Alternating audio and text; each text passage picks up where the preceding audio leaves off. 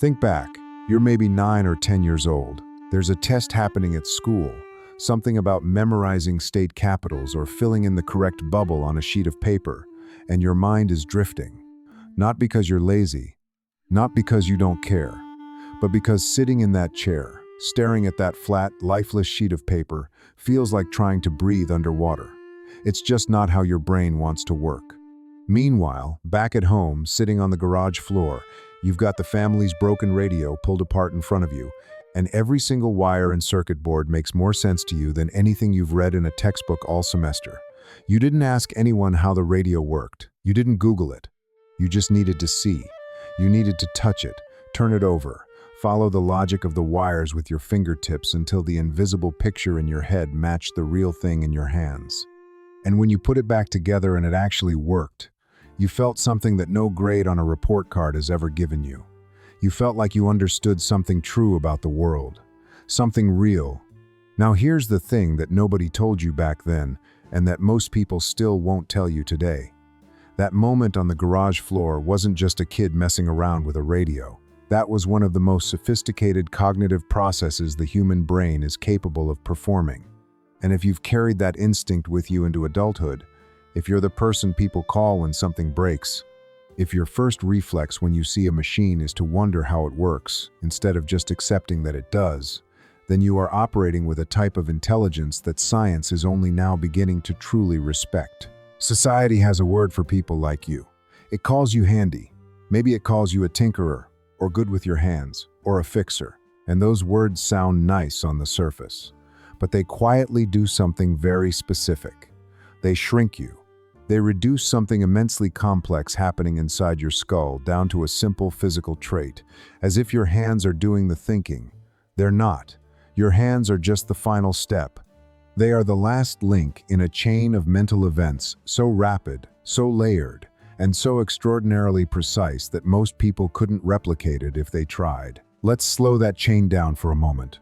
Let's actually look at what happens inside your mind when you walk up to a car that won't start, or a dishwasher that's leaking from somewhere it shouldn't be, or a piece of furniture you're building from raw wood without a set of instructions.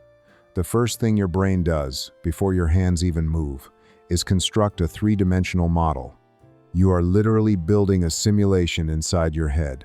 You're rotating parts, flipping assemblies, imagining how one component connects to another from angles you haven't physically seen yet. You are running a mental engine that mirrors the kind of spatial processing used by architects, surgeons, and aerospace engineers. And you're doing it so naturally, so silently, that you probably don't even realize it's happening. You just call it looking at the problem. But that looking is an act of extraordinary intelligence. This ability has a name in cognitive science, and it's called spatial intelligence. It's the capacity to mentally manipulate shapes, objects, and systems in three-dimensional space. And what makes it remarkable is that it cannot be faked. You cannot memorize your way into it. You cannot study for it the night before. It's a raw, inherent processing power, almost like the graphics card inside a high-performance computer. Some people can read about how an engine works and understand it conceptually. But you can close your eyes and see the pistons firing. You can feel the timing of it. You can sense when something is a quarter of an inch off without reaching for a measuring tape. That's not a manual skill. That's a perceptual gift. And it goes deeper than just seeing objects in space. There's another layer to what you do that separates it even further from what traditional education measures. Most tests, most exams, most of the ways society decides who's smart and who isn't, they measure one thing. They measure how well you can store information and repeat it back. That's called crystallized intelligence. It's the ability to recall facts, follow learned procedures, apply memorized formulas. And it's useful, genuinely useful. Nobody's dismissing that, but it's only half the picture. The other half, the half that lights up like a furnace inside your brain every time you face a problem you've never encountered before, is called fluid intelligence, and this is where you live. Fluid intelligence is the ability to reason through the unknown. It's what kicks in when there's no manual, no YouTube tutorial, no one standing over your shoulder telling you what to do. It's what happens when you hear a sound coming from an engine that you've never heard before, and instead of panicking, your brain starts running scenarios. It starts eliminating possibilities. It starts cross-referencing that sound against every other sound you've ever heard a machine make, not through a conscious checklist, but through a kind of deep intuitive pattern recognition that operates faster than language. You're not thinking in words in that moment. You're thinking in systems. You're listening to the machine the way a doctor listens to a heartbeat, and your mind is quietly, brilliantly diagnosing something invisible based on nothing more than a vibration, a rhythm, a feeling that something is off by just enough to matter. That process, that silent diagnostic act, requires the same fundamental cognitive architecture as solving a novel physics problem or navigating an unfamiliar complex system under pressure. The only difference is the context. One happens at a desk with a pencil. The other happens under the hood of a truck with grease on your knuckles. But the brain doing the work is operating at the same level. In some ways, it's operating at a higher level because your problem isn't theoretical. Yours is real. It has weight. It has consequences. If you get it wrong, the machine stays broken. There is no partial credit. And there's something else happening when you work. Something that psychology has spent decades trying to understand, and that most people spend their entire lives chasing without ever finding. When you're deep in a repair, when you're halfway through a build and every piece is starting to come together, you enter a state of consciousness that psychologist Mihaly Csikszentmihalyi famously called flow.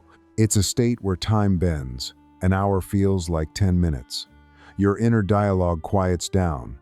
That restless energy that might follow you through the rest of your day, the buzzing, the inability to sit still, the low hum of anxiety that never quite goes away, it all dissolves.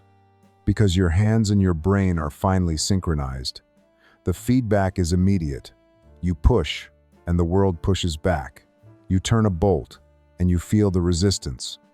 You sand a surface, and you see the smoothness appear in real time. There's no waiting for a grade. There's no wondering if your answer was right. The machine either works or it doesn't. The joint either holds or it doesn't. And that kind of immediate, honest feedback is profoundly regulating for a mind that has always struggled with the artificial patience demanded by classrooms and cubicles. This is why so many people who think with their hands describe working on a project as the only time they feel truly calm. It's not escapism, it's alignment. It's the moment when the way your brain is wired finally matches the task in front of you, and for once, nothing has to be translated, filtered, or forced into a format that doesn't fit. But the world doesn't measure intelligence this way. The world measures intelligence in essays and spreadsheets and standardized scores. It rewards the people who can sit still the longest and produce the most polished abstractions. And so you grew up watching people get called brilliant for things that felt flat and lifeless to you, while the thing that made you come alive, the thing that engaged every corner of your mind simultaneously, was called a hobby, or worse, a fallback. Something you'd do if the real path, the academic path, didn't work out. And yet, the person who can look at a complex mechanical failure, one with no error code and no flashing light, and trace the problem backward through a chain of causes until they find the single, silent origin point, that person is performing an act of reverse engineering that rivals any form of analytical reasoning. They are deconstructing the physical world with their perception alone. They are, in every meaningful sense, practical physicists. They just never got the title. You know those moments, the ones that no one else seems to understand. The quiet, private satisfaction when a part you've been wrestling with for an hour finally clicks into place, and you feel that tiny, perfect snap travel up through your fingers and settle somewhere deep in your chest. The way you can tell something's wrong with a car not from a warning light, but from a subtle change in the vibration of the steering wheel, a tremor so faint that the person sitting in the passenger seat doesn't feel anything at all. The frustration, the genuine frustration, of trying to explain to someone how you solved a problem because the solution didn't arrive in words. It arrived as a shape, a movement, a feeling, a flash of spatial logic that you can see with absolute clarity inside your mind, but that dissolves the moment you try to translate it into a sentence. That's not a limitation of your intelligence. That's evidence of how deeply your intelligence operates beneath the surface of language. You're not struggling to explain it because you don't understand it. You're struggling because your understanding is so complete, so dimensional, so woven into texture and space and motion, that words are simply too flat to carry it. And if you've ever felt like the world underestimated you because your gifts didn't photograph well on a transcript, hear this clearly. Intelligence is not a single lane. It never was. The mechanic who can rebuild a transmission by ear is not less intelligent than the scholar who can write a dissertation. They are both solving problems at the highest level. They are both using pattern recognition, systems thinking, creative reasoning, and deep focus. The only difference is the medium. One works in language, the other works in the physical world. And the physical world does not grade on a curve. It demands precision, or it falls apart. Your hands are not separate from your mind. They are an extension of it. Every callus, every scar, every grease stain is a record of a brain that refused to just observe the world from a distance. You needed to reach in. You needed to feel how things connect. You needed to understand not just that something works, but why it works, and what happens when it doesn't, and how to bring it back. That impulse, that deep, irresistible need to understand the mechanics of the world through direct contact with it, is not a trade. It's a form of brilliance, and it always has been. So the next time someone calls you handy, let them. Smile, because you know what's really happening behind that word. You know about the three-dimensional simulation running inside your head. You know about the fluid reasoning, the pattern recognition, the flow state that turns your restless mind into a laser. You know that you are not just fixing things. You are decoding the physical world in real time, with nothing but your perception and your hands and a mind that was quietly, stubbornly, beautifully built for exactly this. Now I want to hear from you. What is the most complex thing you've ever fixed or built? Something that made you step back when it was done and think, yeah, I did that. Drop it in the comments, because this community is full of minds like yours, and those stories deserve to be heard. And if this is the first time a video has made you feel seen for the way your brain actually works, subscribe and stay. There is so much more to explore about the way different minds understand the world, yours included.